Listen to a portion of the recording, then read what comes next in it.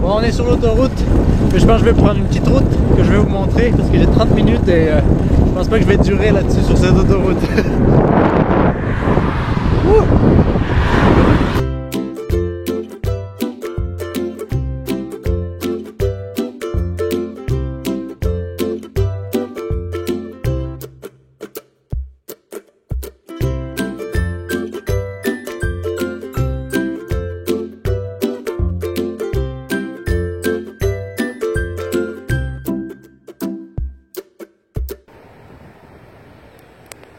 Bon, là je m'en vais voir la Flowmobile au garage, voir ce qu'il en est. Peut-être qu'on va réussir à réparer certaines choses cet après-midi.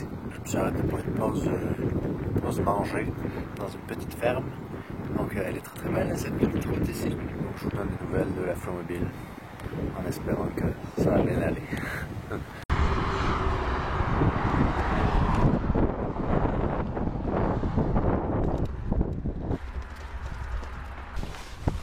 Ça a l'air qu'en fait ça a été réparé, j'ai même pas eu le temps de venir, je voulais voir et aider pour réparer. Bon ben on essaye le van, on va comparer avec la dernière fois.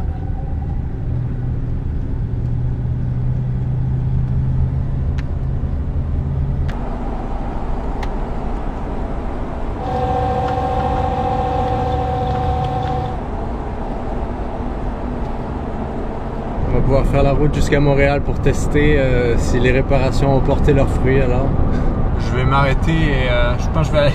En fait, j'étais à court d'affaires propres. C'est pour ça que je mettais toujours les mêmes affaires.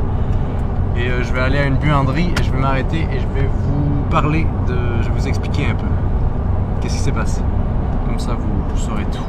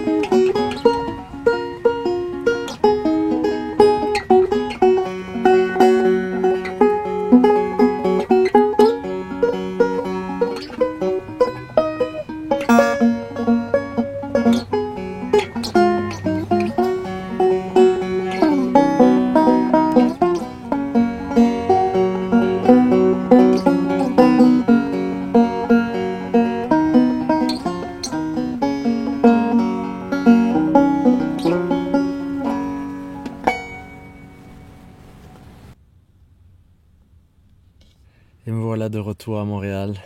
Je suis dans Rosemont, un endroit où je reste souvent à Montréal avec le van. C'est un endroit où je vivais avant et qui est assez cool pour quand on a un camper parce qu'il y a des parcs assez comment dire, accueillants entre guillemets parce qu'on peut se stationner tout autour, ce qui n'est pas le cas de tous les parcs à Montréal. D'ailleurs, je devrais faire une vidéo un jour qui dit où on peut se stationner à Montréal en ville. Quels sont les meilleurs endroits, mais ouais, je suis aux abords de ce quartier dans la petite patrie Rosemont et je vais vous expliquer un peu qu'est-ce qui s'est passé depuis tout ce temps-là. Je pense que je vais sortir dehors parce qu'il fait chaud, il fait très très chaud. Et je vais faire cette dernière vidéo sur les réparations de la Flowmobile qui, après une semaine finalement, il y a eu une sorte de dénouement, heureusement d'ailleurs.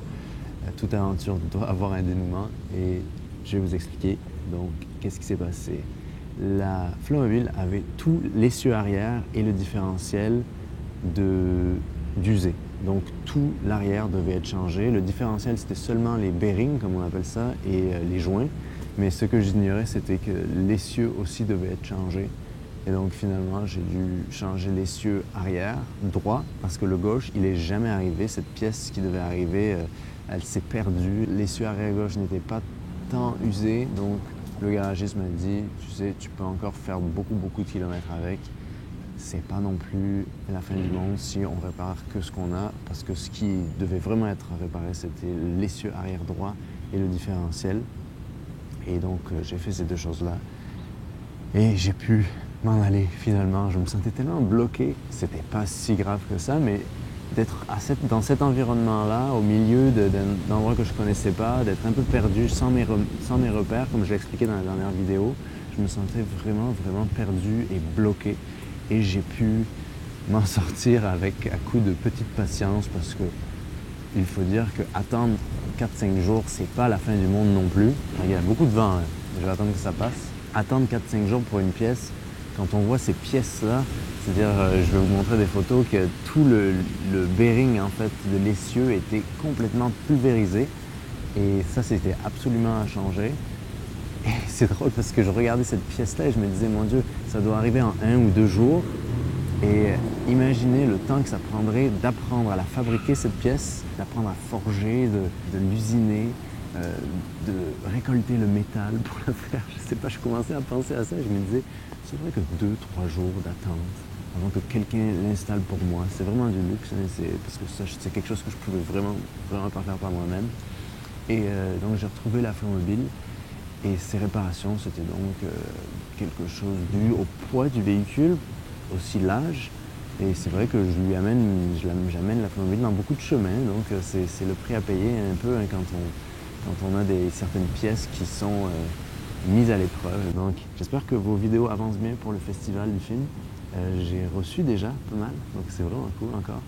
Même si c'est tôt, hein, mais il y a des gens qui m'ont envoyé des vidéos, donc ça je suis très excité à l'idée de... J'essaie d'en regarder aucune, comme ça je vais les regarder, je vais les découvrir avec vous en fait. Et j'ai bien hâte. Donc sur ce, je vous dis à la prochaine vidéo et portez-vous bien. Bye.